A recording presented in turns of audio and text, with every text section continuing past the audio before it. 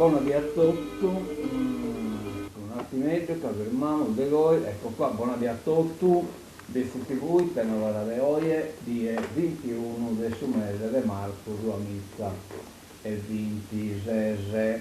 Bene, cominciamo con il purva, su solito, di Tenova, che abbiamo 12 die, cominciamo a vedere come si presenta sul tempo su, quindi da vie e salita dei vizi.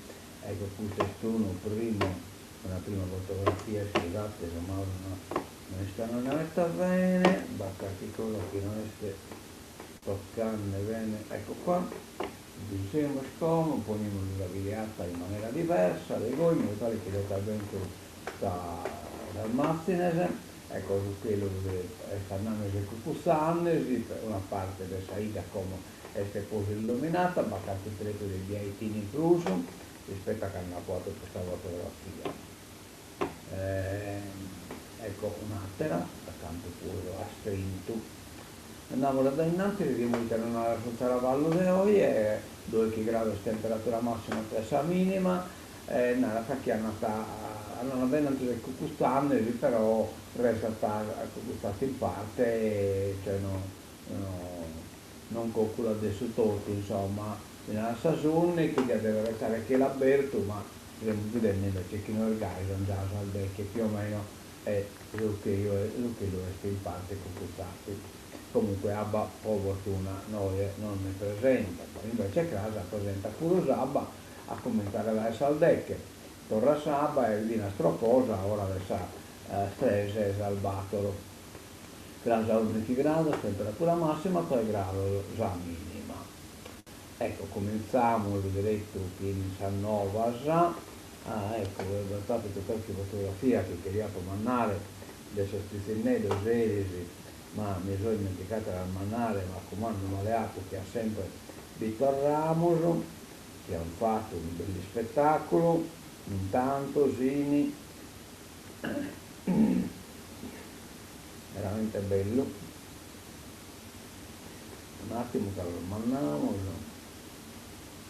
perché io che comunque sono brincante, certo l'avevo piccato da su volo.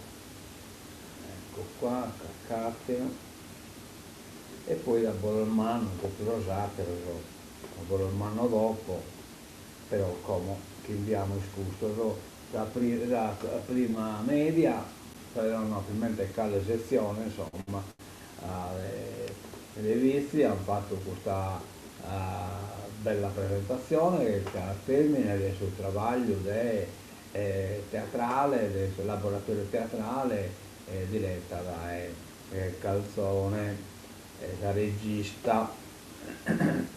Ecco, vediamo prima sul manifesto, ecco qua, questo è sul manifesto, che cosa sono le nuvole, esito finale del laboratorio teatrale con la classe prima A, ecco, prima A è la classe, prima A dell'istituto comprensivo di Bitti, con Rina Bandino, Gabriele Bondone, Rebecca Carta, Adriano Cartedda, Gianfranco Cartedda, Giorgia Cossello, Giuliano Cossello, Giorgio Daga, Giovanna De Murtas, Andrea Farina, Maria Ghisu, Giovanni Milia, Mauro Roneso, Federico Pala, Lucia Pala, Francesco Solo, Maria Giovanna Tuveri, Diego Virdes, Pier Giorgio Voe, Anna Zizzi, Anna Tori, in collaborazione con Antonella Chirra, Rina Conto, Giovanni Rettori, Dario Farina, Maria Itria Mureggio, Sabina Pau, Paolo Senette e Simonetta Struzzi, che sono loro professori, insomma, per il progetto del CEA Stepilora,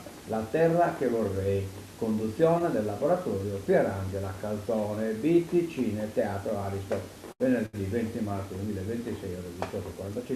Naturalmente non mi hanno mandato locandina, quindi non vorrà poi dare toccamento di questa bella iniziativa, come non vorrà né trasmesso né dato toccamento che l'ha scritto questo Manzano, che in crea in Sant'Iolio battapito una rappresentazione della passione di Cristo, insomma, dei attori, insomma, abbastanza bravo, però in contemporanea Samate Sola che a 7 che in questo laboratorio che a fine esito finale del suo laboratorio teatrale. E che potremmo fare? Che il geo di sfera del cristallo non ve l'ha pogato, cioè né nessuno del vento né del satiro, ma ha dato calcolo devi mandare nella locandina, quindi te foto hacker guy, mi ha telefonato a Cannetti praticamente prima di cominciare, a dire si biannaia, poi va bene, io ho guardato, adesso non mi vanno a telefonare, quindi non ho poi anche nessuna registrazione della rappresentazione che BT crea, Vinasca non poteva essere in due loco, ma Vinasca non mi stia fornita, comunque mi dispiace che, vabbè, insomma, che è nada che sia su solo che BT TV non è stesso immaginario collettivo di chi è anche evento, pazienza, io hanno da innanzi su Matessi, ecco, questa sono pacca la fotografia, la capoato, adesso questo evento appunto del suo usaggio del suo laboratorio teatrale, ecco, ho venuto pure per cattedra, e un attimino che poniamo bene sul microfono in una posizione con un pacchetto pure a corso, ecco qua, dato che questa maniera devo hackere, un attimo, ecco, ecco questa è un'altra fotografia, su Matessi. Ecco, questo è un sospizionello brincante da sopra, l'avevo piccato da su volo, come potete vedere, ecco, no, che sono Virmo, questa regista pure, Pierangela, eccola qua, e via.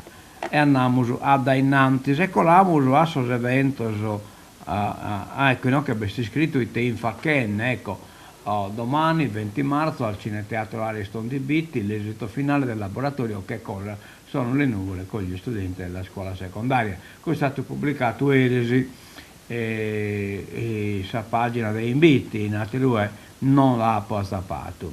Si terrà domani venerdì 20 marzo 2026 alle ore 18:45 nel Cineteatro Ariston di Bitti l'esito finale del laboratorio teatrale Che cosa sono le nuvole. Protagoniste della serata saranno le ragazze e i ragazzi della classe prima A della secondaria di primo grado dell'Istituto Comprensivo di Bitti che hanno sviluppato il progetto. Il laboratorio inserito nel programma La Terra che vorrei è stato ideato dal CEAS Tepilora di Bitti attraverso un finanziamento della Regione Sardegna e con il patrocinio di Parco di Tepilora e del Comune di Bitti, che ha coinvolto il corpo docente con l'obiettivo di valorizzare il tema dei cambiamenti climatici tra le giovani generazioni. La conduzione artistica è curata dall'esperta teatrale Pierangela Calzone.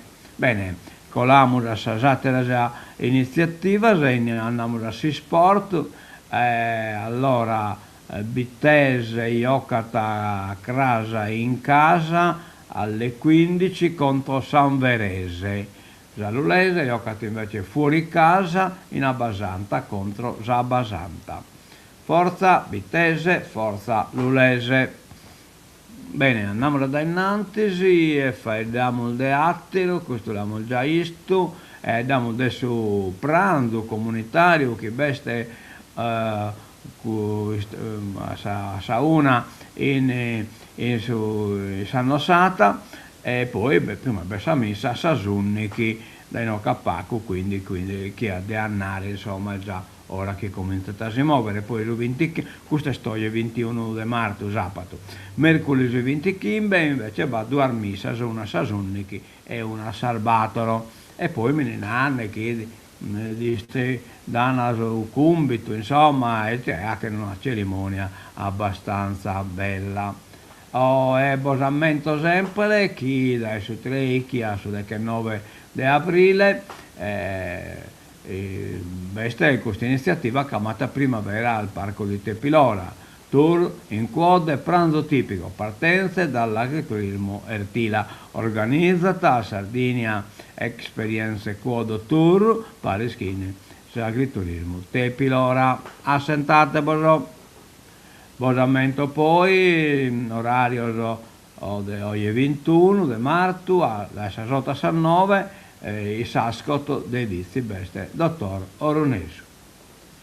Ecco qua un'altra bella iniziativa, questa este lo 24, no, lo 27 scusate, de marzo, al Battoro e quarto, il auditorium Biblioteca Sata de Nugolo, in un questo convegno, longevità oggi, aggiungere vita agli anni. Saluti Mario Bitti, presidente del Lion Club, Nuoro Valverde, modera tutta l'iniziativa Antonella Calvisi, direttrice sanitaria ASL numero 3. Diciamo benissimo. Andiamo a rassegna stampa. Diamo subito i tebamo de nuovi sul giornale, questa è la prima pagina dell'Unione Sarda. Giustizia, scintille prima del voto, il voto sul referendum, il caso Dal Mastro infiamma il dibattito, sfida tra Meloni e Schleien in TV. Cagliari, cuore e 0 punti. Purtroppo Napoli segna dopo 79 secondi e si regala il secondo posto. La guerra in Italia, l'altalena dei prezzi del carburante, l'operazione si ridimensiona, ma Trump invia navi e marini. Delitto de Ida, resta l'ergastolo per il marito, questo è quello che ha macellato a Montero. Rivolta in carcere, 3 agenti feriti. Andiamo alla prima pagina di Sa Nuova. L'assassino di Davide è un atroce tradimento di un novato che è successo insomma in mare in provincia di Sassari. Bossi e la Sardegna, Bossi che hanno io chiesto pizzino minore, sino che è a chi è tenuta a passare della vacanza. Basta con questa isola esotica da vendere nei romanzi noir, questo siamo d'accordo su questa cosa. Prende in giro il generale del giallo, prende in giro i luoghi comuni della Sardegna, prende in giro anche se stesso nei soliloqui allegri con i lettori. Per alcuni è un autore di culto, di sicuro è catalogabile,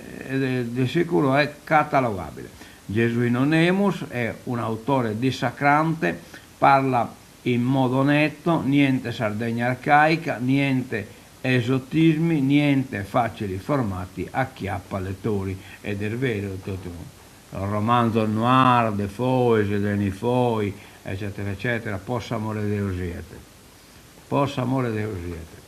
Sanità, radioterapia d'eccellenza, Nuova Sardegna, 600 pazienti sotto terapia. Il reparto dell'ospedale San Francesco si conferma un riferimento del settore.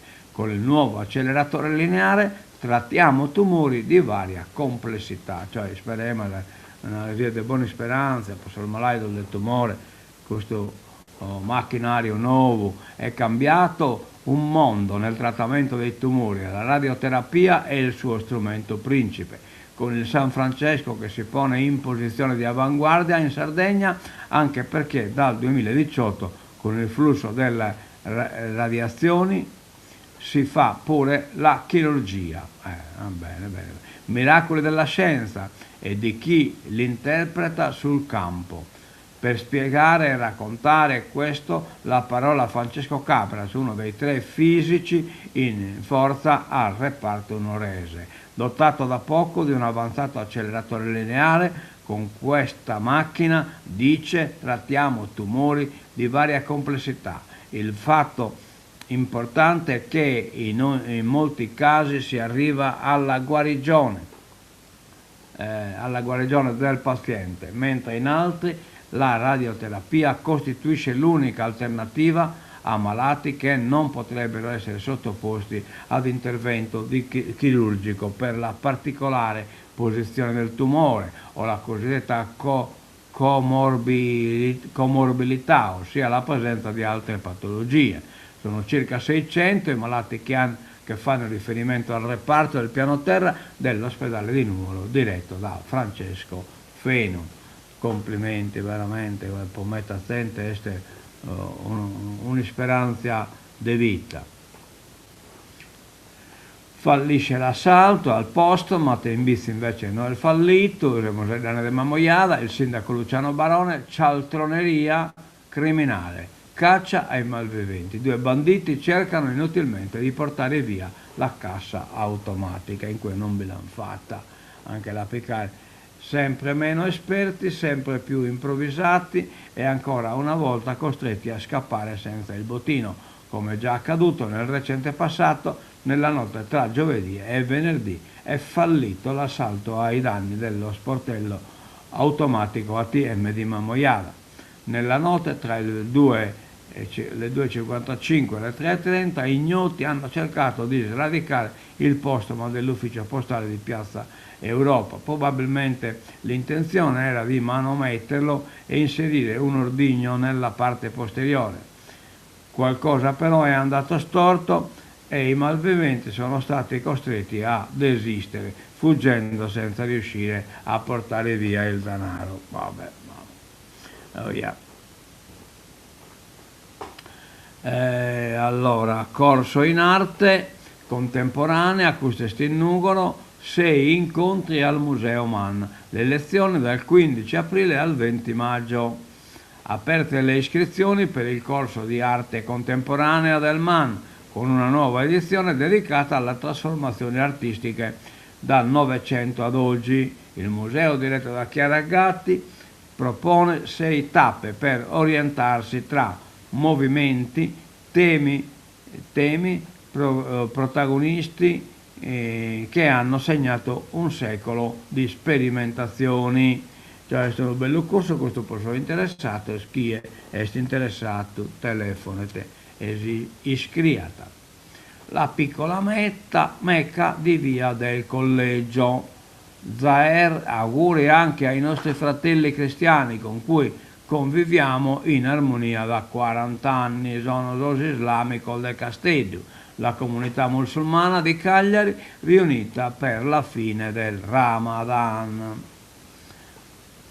E intanto welfare Sardegna ai vertici del sud, welfare sociale, insomma assistenza sociale per il report Italia Index 2025, la regione è prima per spesa di protezione sociale, il sistema sardo secondo tra le regioni meridionali, è 16° nel paese.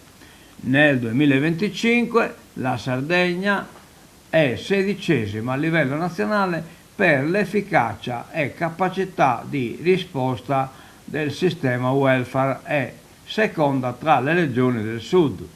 Il dato emerge dalle classifiche del Welfare Italia Index 2025, think tank, nato su iniziativa del gruppo Unipol in collaborazione con The European House, cioè Ambrosetti, che prende in considerazione gli ambiti di politiche sociali, sanità, previdenza e formazione e consente di identificare a livello regionale i punti di forza e le aree di criticità in cui è necessario intervenire. I numeri: l'isola ottiene un punteggio di 78,1 per gli indicatori di spesa e un punteggio di 52,9 per gli indicatori strutturali.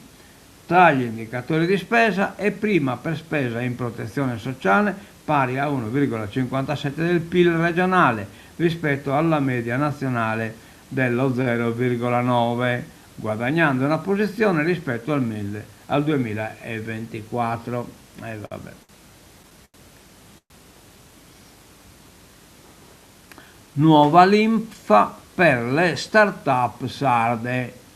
Presentati i risultati del fondo SPOC 4 Fin, finanziato dal Banco di Sardegna, dal turismo ai trasporti fino a 400.000 euro per i progetti più promettenti.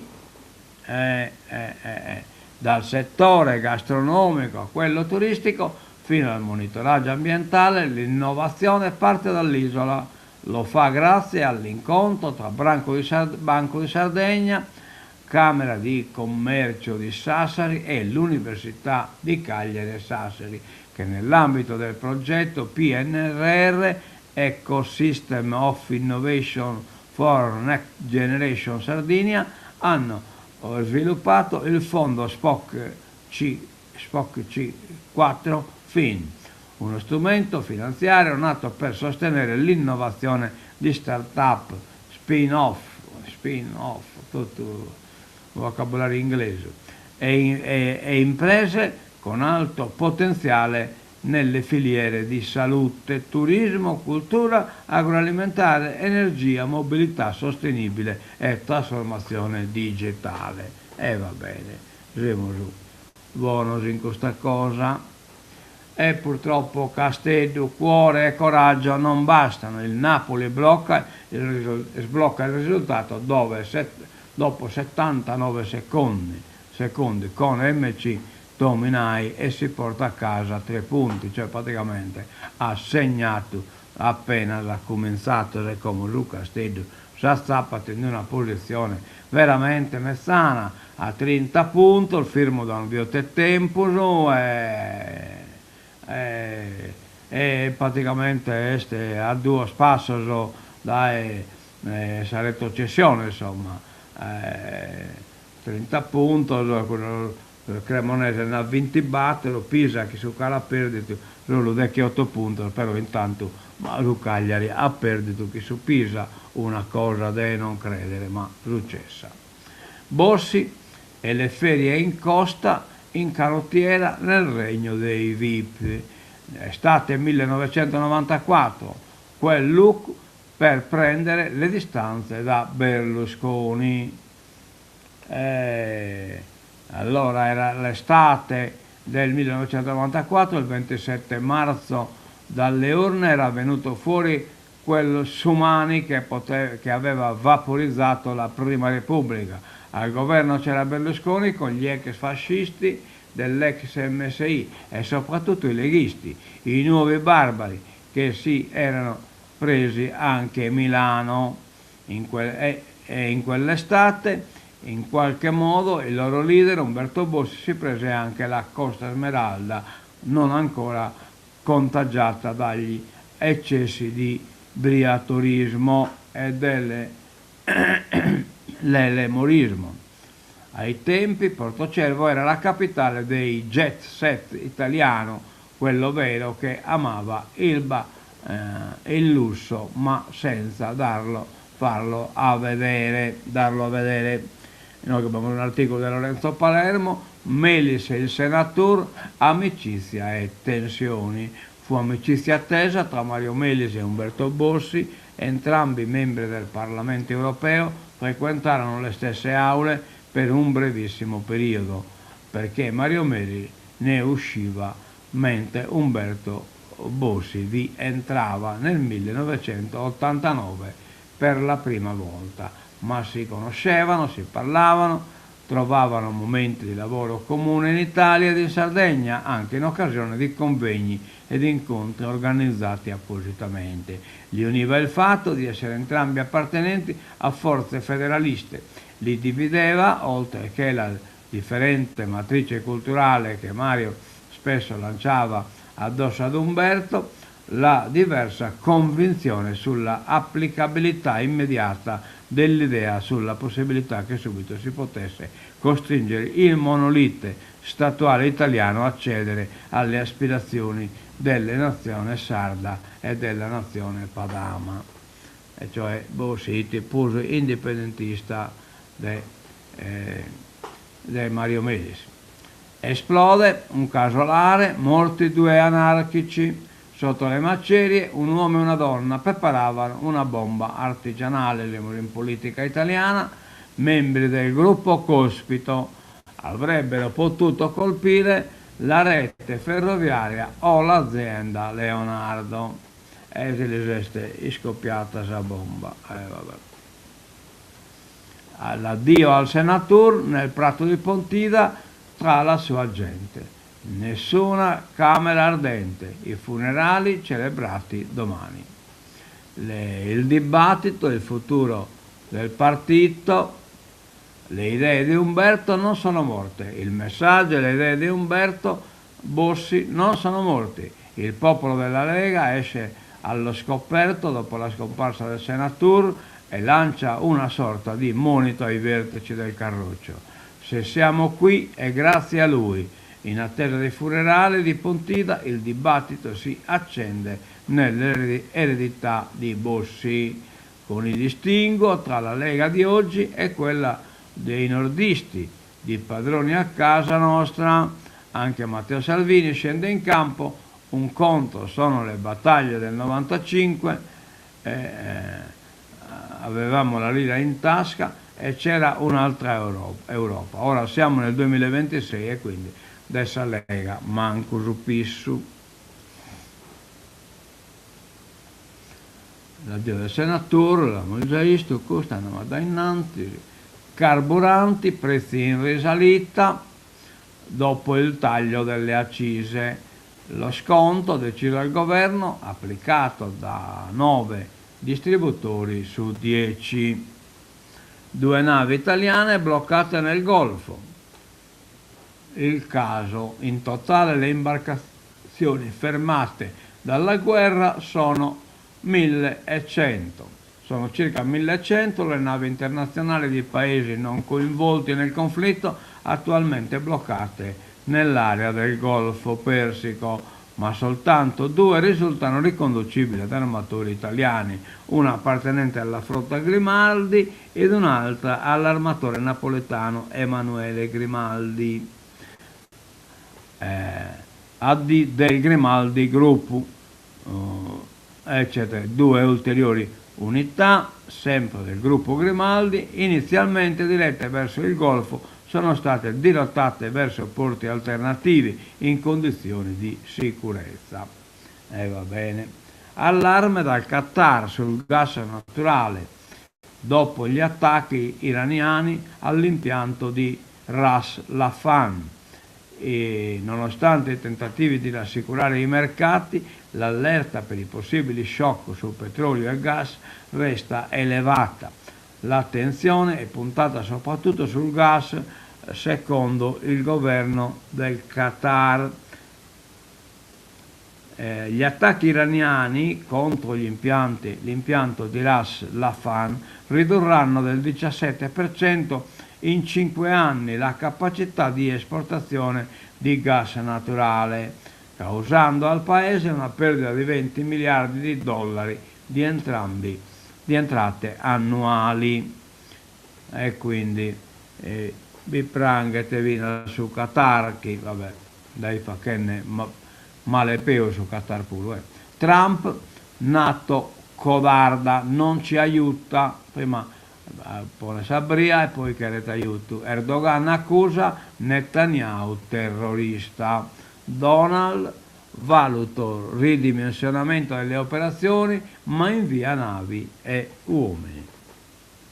Colpiremo i nemici ovunque. Questo è Teheran, Moetaba minaccia le mete turistiche occidentali. Non si scrive né servito né sia morto. Questo Moetaba Khamenei, ma però il Minezanne Moetaba Khamenei è tornato a sfidare Stati Uniti e Israele. Il nemico è stato sconfitto.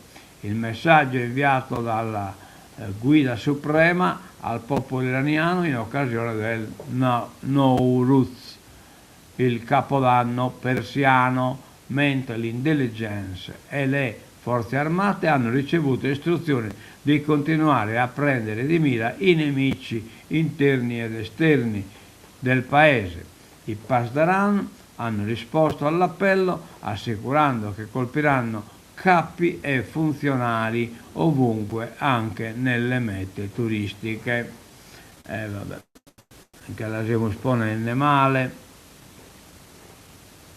La principessa si sfoga, ingannata da Epstein.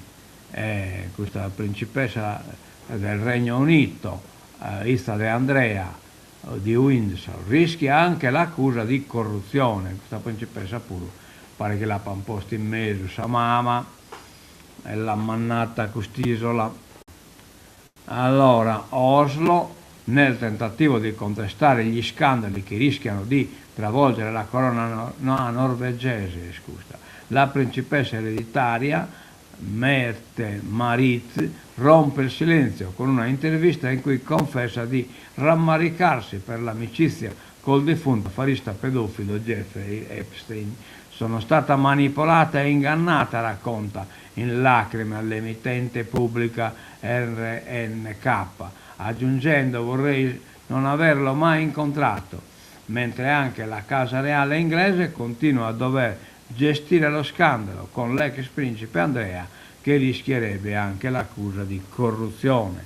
La confessione. Erano settimane che la principessa, al contrario del resto della famiglia reale, non appariva in pubblico. La sua figura è quella del figlio Marius Oibi, avuto da una precedente unione, stanno creando grande imbarazzo alla corona. Lei deve spiegare perché abbia mantenuto assidui contatti con Epstein anche dopo il 2008, quando l'uomo si dichiarò colpevole di aver adescato una minorenne.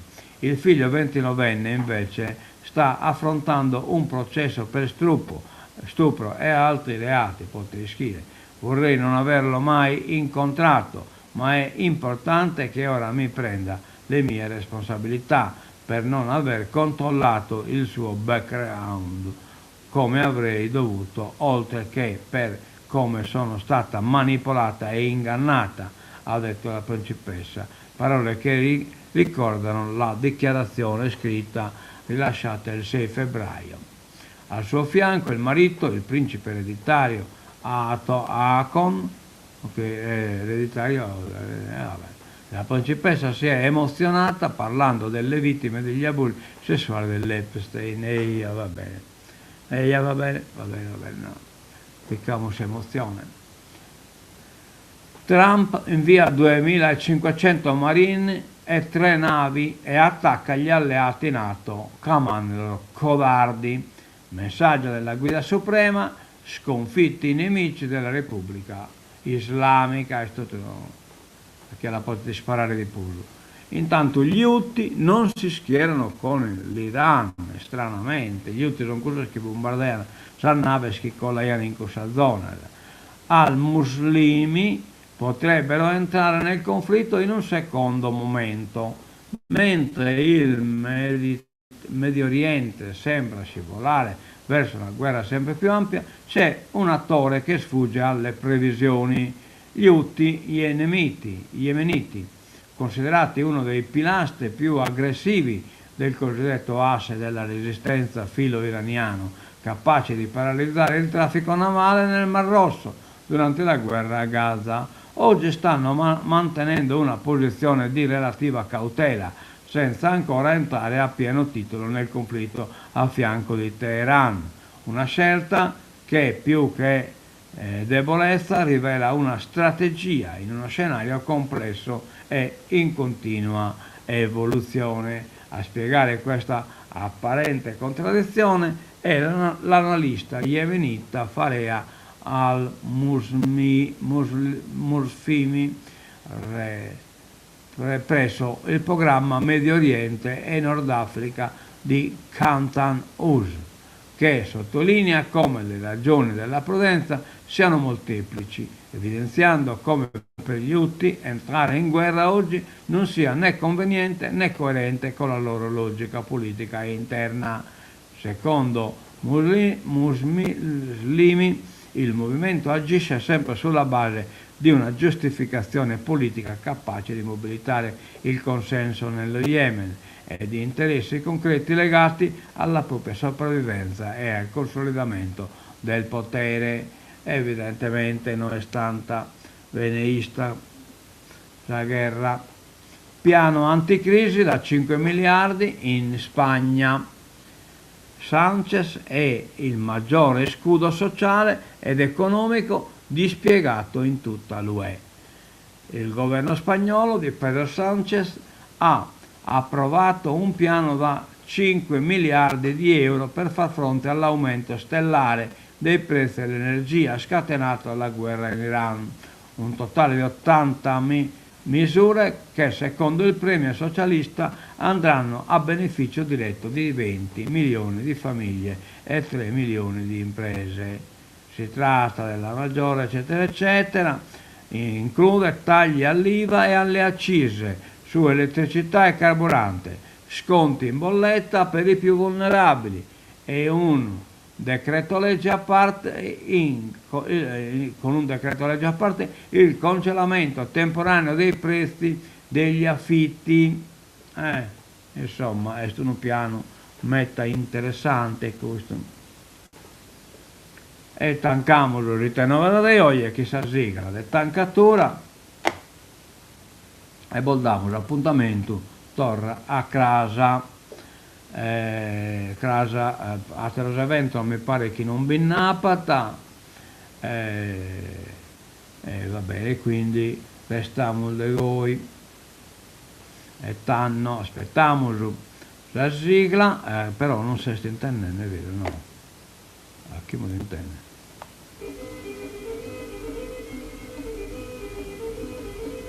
A mezzo vedere e di buon a tutto da Visti TV. Adioso e mezzo a casa.